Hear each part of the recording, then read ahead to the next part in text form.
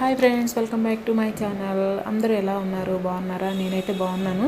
ఈరోజైతే మా ఇంట్లో టిఫిన్ ఏంటంటే దోశ ఇంకా చట్నీ అనమాట. చట్నీ కోసం పల్లీలు ఫ్రై చేస్తున్నా. ఇంకా పల్లీలు ఫ్రై అయిన తర్వాత మనం కొన్ని పచ్చిమిరపకాయలు వేసుకున్నాక కొద్దిగా పుట్నాల పప్పు వేసి అందులో కొద్దిగా చింతపండు ఇంకా 2 వెల్లుల్లి రెబ్బలు వేసి మనం కొద్దిగా సాల్ట్ యాడ్ చేసి చట్నీ చేసుకుంటే చాలా టేస్టీగా ఉంటుంది.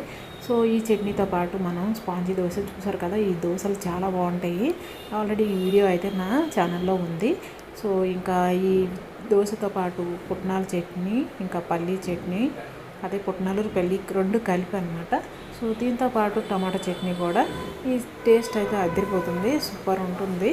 మరి దీంతో పాటు మనం ఇంకా మధ్యాహ్నం కూడా లంచ్ చేసుకోవాలి కదా. లంచ్ కోసం అయితే ఈరోజు సింపుల్గా రసం చేశాను, ఇంకా వంకాయ ఫ్రై అయితే చేశాను అనమాట. ఇంకా ఏమీ చేసుకోలేదు. మరి మీరేం చేసుకున్నారు అనేది కామెంట్ చేయండి, అలాగే లైక్ చేయండి, షేర్ చేయండి. Thank you, bye.